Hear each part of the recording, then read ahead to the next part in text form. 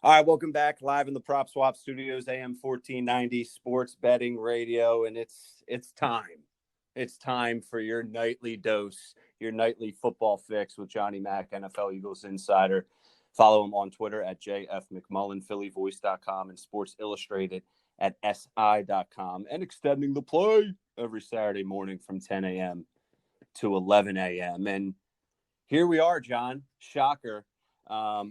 For us people in the biz, they say the losses are more fun than the wins, and there's a lot to get to after this loss.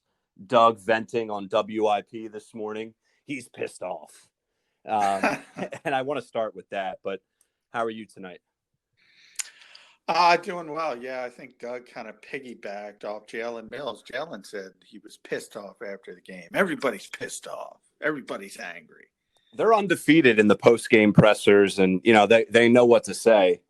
Listen, I want to start with the audio from Doug this morning, if that's okay, and then we can kind of backpedal from there, because my honest assessment of that is it's just fake. Like, I smell fakeness from a mile away, and, I'm pissed off, Angelo. I am just pissed off. And it's just, I feel like, John, and, I obviously want your opinion on this, but I feel like Doug is always so worried about the perception of the fans and the media and what the media is saying, us against them type of mentality. I don't know what your thoughts are on all of it.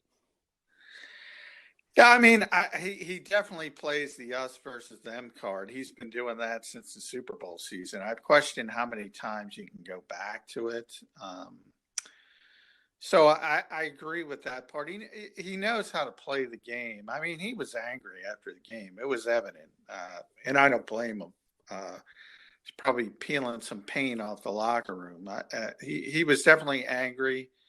But I do think he also knows how to play the game. And you can even see it when he's talking to, I always joke, when he's talking to television people, he turns into a different guy. When he's talking to Angelo and his weekly spot, he knows he's got to be a certain way to kowtow to the fan base. I don't know how you want to explain it. Ultimately, I think he's like every other coach in the NFL.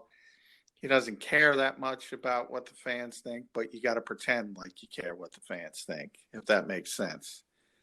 Well, that's fair. Yeah, I mean, especially in this city, in Philadelphia, they want you to care, and I'm sure if he was doing the complete opposite, I would be, reacting accordingly. But I just wanted to at least start with that because that's what's standing out, at least today. But let's backtrack, like I said, and talk about this game and the two things that stand out. And Coach, really, this is the main two things he's been talking about: the 11 penalties and 0 for 9 on third down. Yeah, I mean, well, the 0 for 9 is just ridiculous.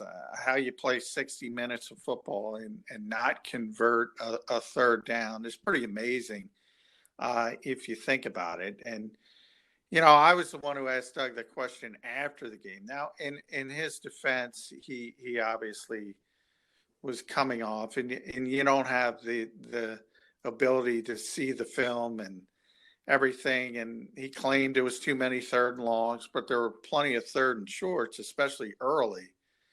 And he kind of backtracked on that later in the press conference and today as well. It's just not acceptable. And then the penalties. But I will tell you this, Ryan.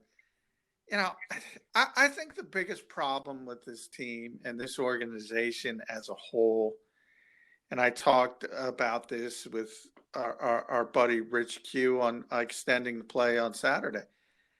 Look, the Giants outplayed you for 55 minutes the first time. And they clearly just got done outplaying you again. Giants are a better football team right now. Right now, today, as we speak, the New York Giants are better than the Philadelphia Eagles. Philadelphia Eagles don't think that. They think they shot themselves in the foot. They think it's because of their mistakes that they're not winning football games. But John, let me just chime into that because that's interesting. Like, can't both be true? can't they be shooting themselves in the foot? But because of their lack of discipline and stupid mistakes, that makes them a less than of a football team, right? Yeah. I mean, obviously, two things can be true at the same time. But I will say this: people say, okay, there's 11 penalties. Well, what did the Giants have? I think 7 when it ended up. I'm not sure. I don't I have think so.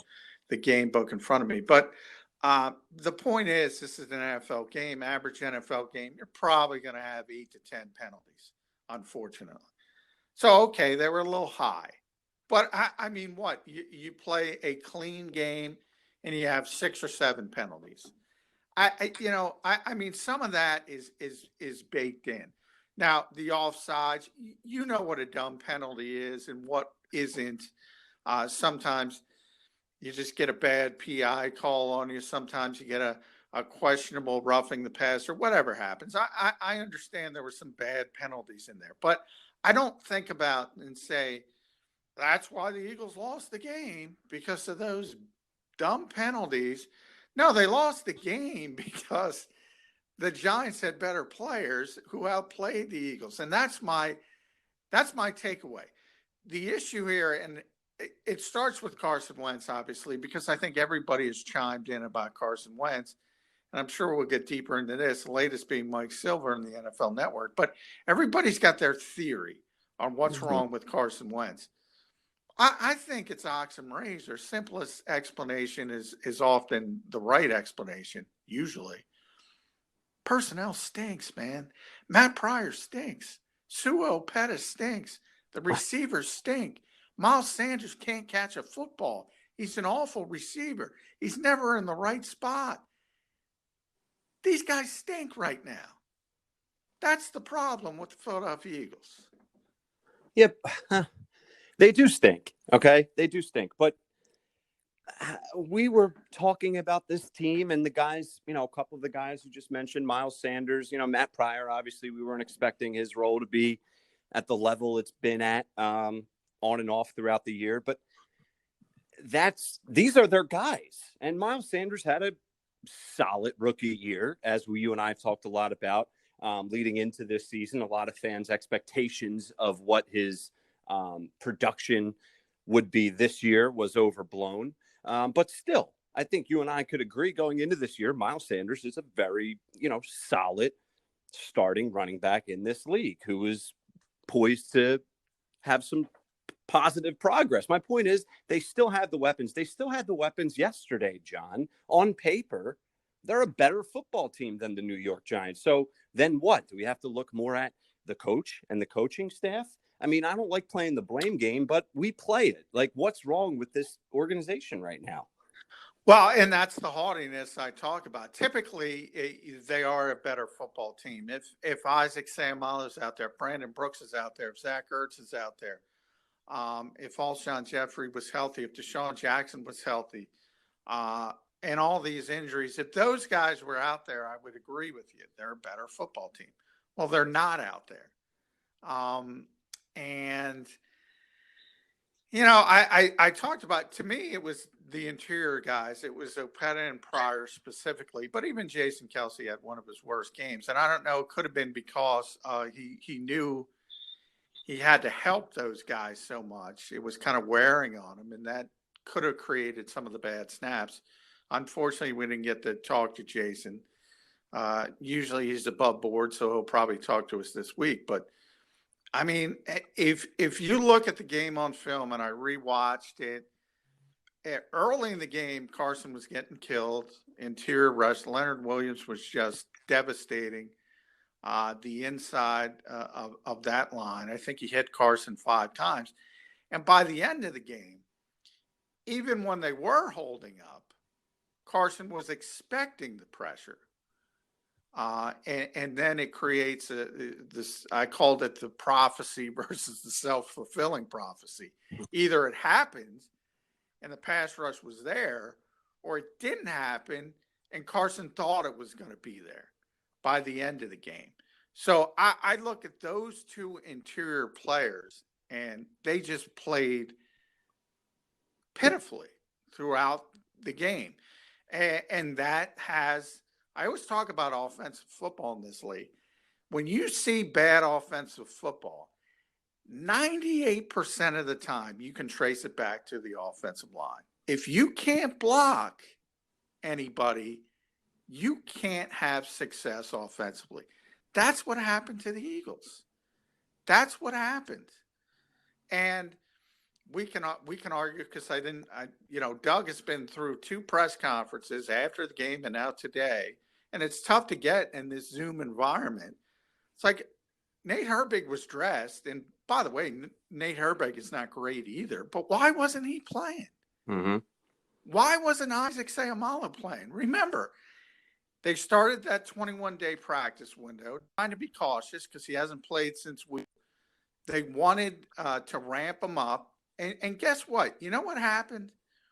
They said, no, we're better than the New York Giants. We can buy Isaac another week. They did the same thing in week 1 against Washington. Miles Sanders was ready to go in week 1 against Washington. They said, we can get by Washington. The haughtiness of this team is unbelievable. They still think they're the Super Bowl champions. They need these guys. This week it's Zach Ertz. They started his practice window today on Monday.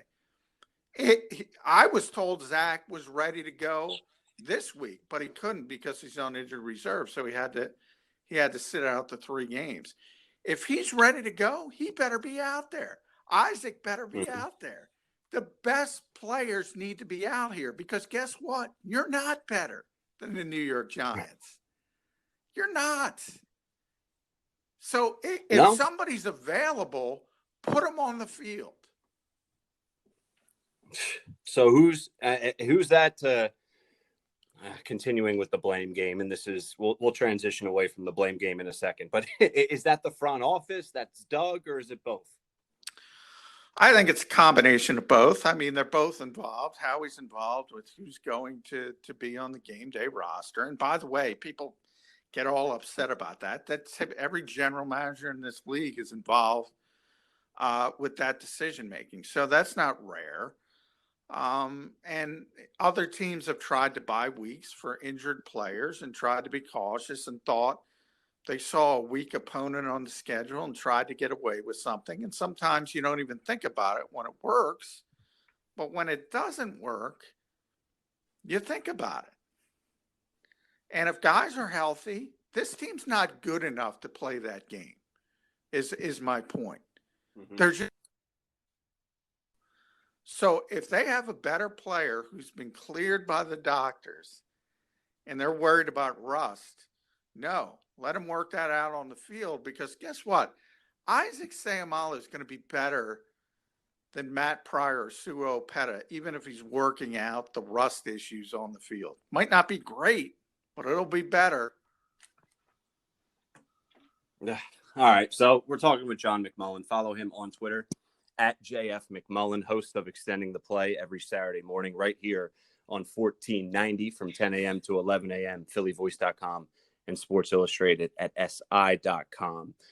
There's so much to get to, John. I mean, I guess the other big topic here after the game, looking back, is the 2-point conversion decision. Yeah, I mean, that's Doug. I talk about this all the time. I'm not going to kill him for that. In a lot of ways, it's the Eagles in general. That's what they want to be. That's what Ryan does. I mean, they do the math. They understand these situations. And I say this, and I say it all the time. People judge decisions. They don't judge. People judge results. Excuse me. They don't judge decisions. So they think they're judging the decision. If he makes it, they have no problem with it. But they didn't make it, so they have a problem with it. I don't. I mean, you do the math, and you lose the game by 10 points. It didn't have a big impact on the game. And it wouldn't have had a big impact on the game. But if they make it, it puts you in a little bit of a better spot. So, I mean, the Eagles have been at the forefront of that type of thing. So I understand what it is. And that's the way they're going to be. And again, when they're all you'd have to do is go back to when they were successful. Everybody loved it. Oh, Doug's so aggressive. We're so ahead of the Well, guess what? You're aggressive with talent, it's going to work out for you. Everything in this league goes back to personnel. You're aggressive with deficiencies on the personnel part of it, you're not going to look good. Decision's the same. Yeah. So, I don't, I have a tough time criticizing that kind of stuff. All right. Well, let's see what we can get you to criticize here, John. No, and I agree with you. I got a couple text messages. Oh, the 2-point conversion decision. That's Doug. That's Doug. Exactly. I always say my response is, did you like Philly? Like, that's you have to live with some of those decisions that are not always going to convert to a success. So that's not a big story for me, despite it being one of the bigger stories in general, recapping this game against the Giants. All right, so Carson Wentz, here we are again, number 11, 21 of 37, 56% completion, 208 yards, no interceptions, also no touchdowns. Just, a couple really nice plays, like always, and then a couple, more than a couple, probably just head scratchers, and he just was average. Yeah, and he was average. I think that's a good word, and that was one of his better games of the season. So average is not good, and when it's one of your better games of the season, it's really not good. So, yeah, it's been a really difficult year for him. It's a strange year. You don't often see a quarterback who's played pretty well for 4 NFL seasons all of a sudden fall off the cliff from a descending standpoint without obviously injuries or things of that nature, and Carson's healthy. So while I just brought up all the issues personnel wise, and by the way, these receivers stink out loud. I mean, they're worse than last year's group. But guess what? I mean, I've seen Aaron Rodgers play with terrible receivers for years. He elevates them. I don't see the same from Carson Wentz. So I think there's a lot to it seems like you have two camps with Carson, those who want to continue to jump on bombs for him and those who want to just kill him to no end. And there's no in between, sort of like our political culture. Dan Orlovsky is one of those guys that will jump on the bomb for Carson. And I say to myself, that 4th and 10 play, and that's what I asked Doug today. I mean, what the heck are you doing as a quarterback? You understand, and Doug admitted this, and I'm surprised. You're supposed to understand at the line of scrimmage, okay, there's James Bradbury. There's an all-pro level corner who's locked up in man coverage against a rookie receiver who can't run a route to save his life. 4th and 10, game on the line. You're down 24-17. He throws a back shoulder fade to Jalen Reagor. I mean, that decision that's a bad decision for Ben DiNucci. Never mind a 5th-year quarterback who's supposed to be elite. That's just dumb. And sure enough, Bradbury's all over him, and he had no shot. I don't know what to say about that. I would love to give you an explanation other than Doug went as far as he's going to go in saying that was a really, really dumb decision by my quarterback. He essentially said he'd like to have that one back. What that means is that was awful, and that was awful. And that was the quarterback. Yeah, and I want to get to the defense, of course, in just a few minutes.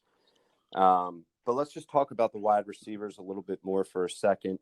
You just went into great detail about that one situational observation. But, Alshon Jeffrey was back, and you nailed it. We talked a lot about this last week leading up to the game. He didn't get a ton of snaps. I don't know exactly what the snap count was for him, but he wasn't a factor. You saw him on the field occasionally. Jalen Reagor was average. And like you said, the receivers weren't very good. But what about the Alshon dynamic? Did that impact that, or am I just looking for an excuse here? No, he was out there for 18 plays, and he took them away as we expected. We mentioned on the show that came from Greg Ward's allotment. For most of the game, Bradbury was locked up on Fulgham. That's the reason he didn't show up. And Reagor, statistically had one of his best games, but he is what he is as a rookie receiver. He's very raw and learning on the fly. And I don't, I keep hearing this John Hightower talk like, oh, you're taking snaps away from John Hightower. Good. I mean, at least Alshon knows how to run a route. But he hasn't played for a calendar year. And Doug said today, he'll continue to play more and he'll continue to ramp them up. And we'll see it.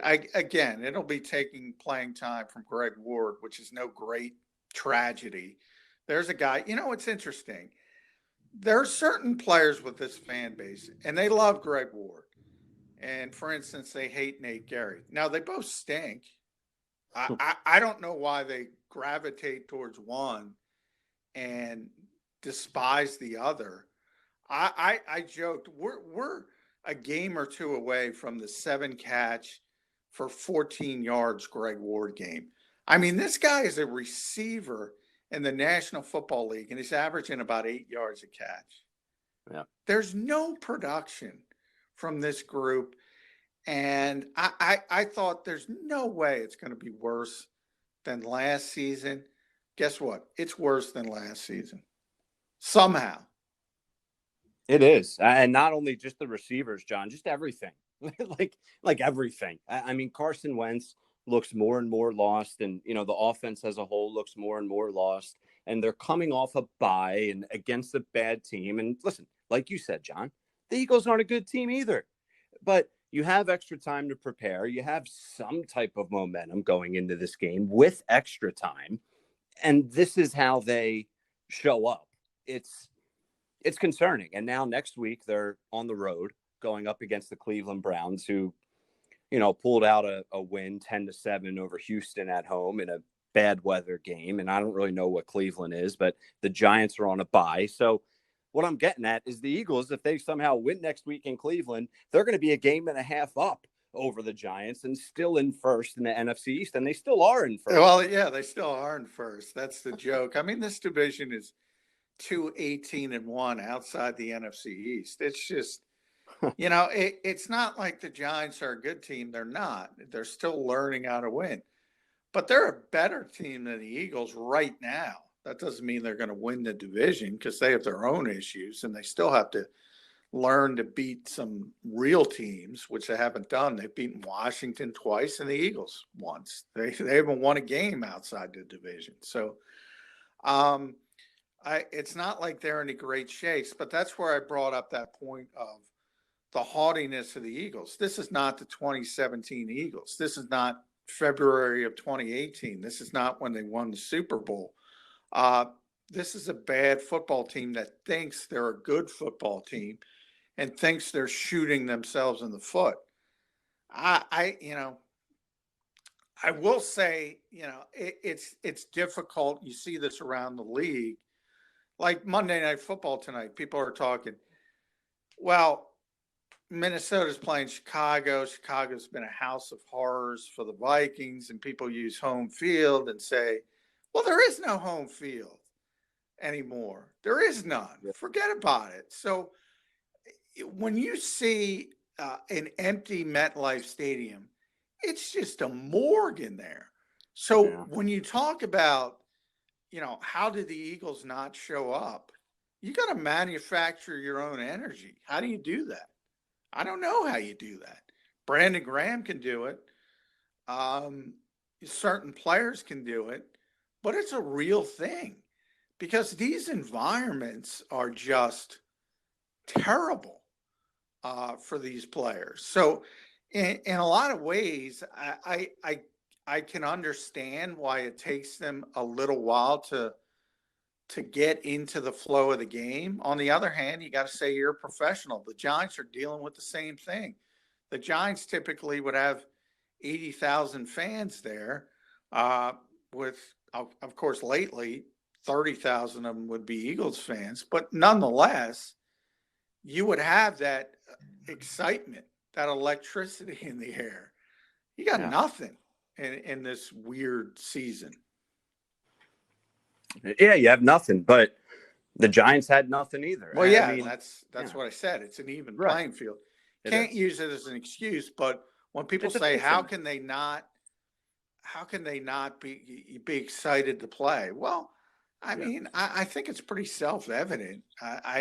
Think about your own lives, think about your own daily lives. It's, how many people, well, they can't go in the office, so they wear sweatpants all day. How many people do that? We got, I mean, it happens all the time. It's tough to get ramped up if you don't have the accoutrements there, if you know what I'm saying. And I don't think the Eagles are any different than anybody else, but it is difficult. Yeah, no, it's tough, and it's been a tough year. And if you're a team like the Eagles who are struggling, those factors, outside factors, I guess you can call them, are only making your life more difficult. So, John, you wrote an article on Sports Illustrated. Speculation blows up around the struggling Eagles. And why don't you fill us in on that? Honestly, I did not read this entire article yet. Oh, come on, Ryan. I know, man. I know. I'm being honest, but I'm going through it right now. And, of course, you and I have talked a lot about this throughout the year, but here we are, another loss, day after a loss. And I remember asking you last week, we just need to see some progress. Can we see some progress with the Eagles and consistency over 4 quarters? It doesn't look like that's ever going to happen. So this speculation about blowing things up, is that going to become more and more realistic moving forward? Well, I think there are levels to blowing it up. And again, that's Mike Silver had that report from the NFL Network, and it was very sort of murky. There was no real concrete aspects to it. He mentioned how well liked Doug Pederson is in the building, which is true. I can tell you, I haven't seen Mike in an Eagles practice in 2 years. So the fact that he's talking about Carson Wentz's sloppy practice habits, which, by the way, date back to his rookie season. I mean, John DeFilippo and Frank Reich would often, look, this guy's got to get better with his mechanics. He's got to get more consistent with his mechanics. Now we're 5 years in, we're talking about the same kind of stuff. So there is some sloppiness to his game, but we've talked about that for a very long time. And in a lot of ways, I've talked about that with Lamar Jackson, Patrick Mahomes, some really superstar modern quarterbacks. You strive. And I always, I asked John DeFilippo once, who was the guy you point to for mechanics? Say, okay, do it like this guy. And it's Carson Palmer, who had these perfect mechanics. I mean, just so consistent. I've always, and I'm sure I've used this analogy with you before, Ryan. I've always compared it, Patrick Mahomes to Steph Curry in the NBA. I mean, if 10 years ago, forget about 15, 20, you don't have to go back very far. If you would pull up from 30 feet in an NBA game, a coach might run out on the court and strangle you dead in front of the crowd when there was crowds. Now it's a good Steph Curry, or it has been in the past. You get my point. Mm-hmm. And that's where we've seen these plays where passes from Patrick Mahomes, throwing across his body because he can do it. And that some of that stuff was baked, not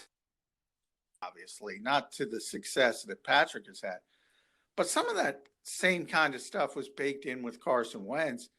It's no longer really there. In fact, if you go back to that Giants game last year when the Eagles clinched the division, he had that throw across his body, that awful throw in the middle of the field across the defense. Guess what? found the receiver, touchdown. About decisions versus results. What a great play, everybody was saying.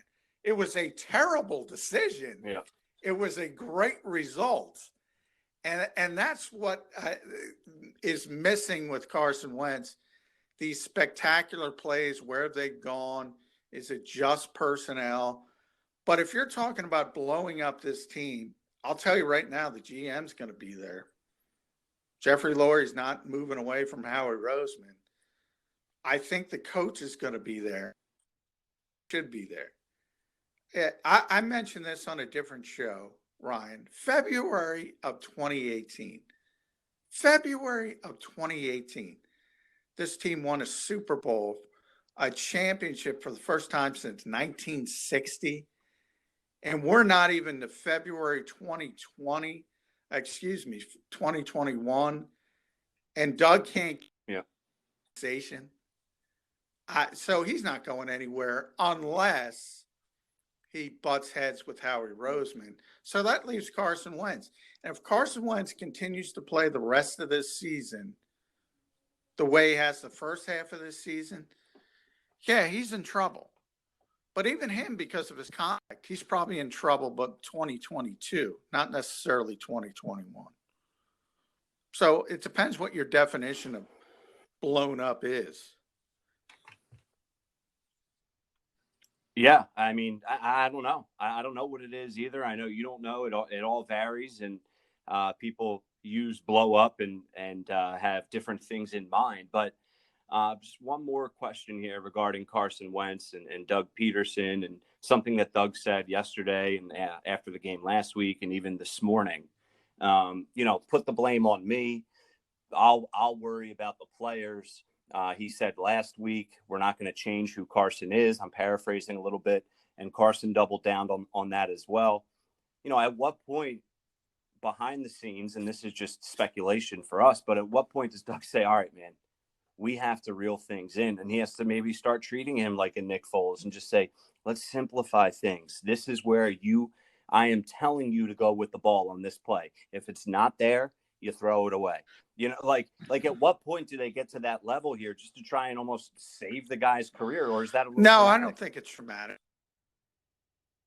That's one of the reasons I brought up that 4th and 10 play, because it was essentially, there's where Doug said there are options built into that play call, and it's up to the quarterback to make the right decision. Well, the right decision is to see 24 on the other side and go in the other direction. That's the right decision as a quarterback.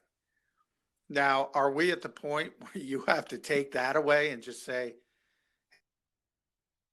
and just run the play? I called, he wants to be Peyton Manning. He wants to run things at the line of scrimmage. I'm talking about Carson Wentz.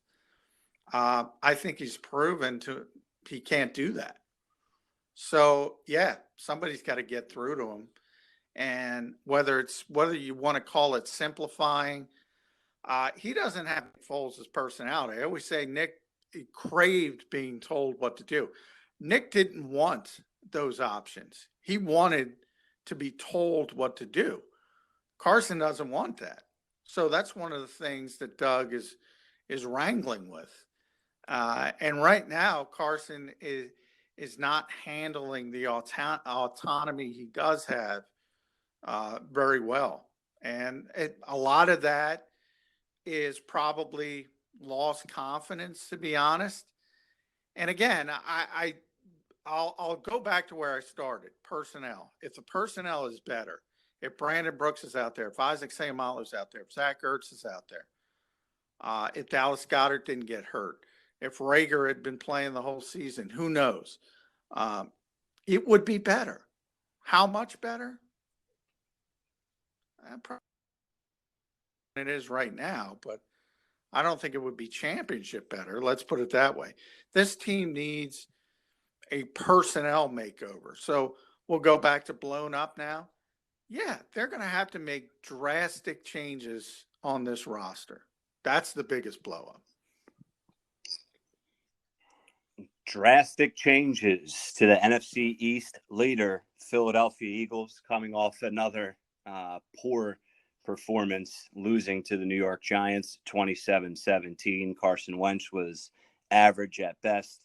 Some decisions, with the benefit of hindsight, average at best. And now the Eagles have to shift gears, move forward, and try and figure out how to get a win in Cleveland against the Browns. John McMullen and I will be discussing much more about the Philadelphia Eagles throughout the entire week here for your nightly football fix on the Fix on AM 1490 Sports Betting Radio. And like I said, follow John on Twitter at JF McMullen, extending the play every Saturday morning right here on 1490, 10 a.m. to 11 a.m. and phillyvoice.com and si.com. All right, John, we'll get more into this team and the game that's on the schedule here next. All right, Cleveland Browns. Can't wait to get started in that one. And, by the way, you never know what happens in this league. For instance, Drew Brees is going to be out for a while. So who knows? That Saints game down the road might be a little bit easier than expected.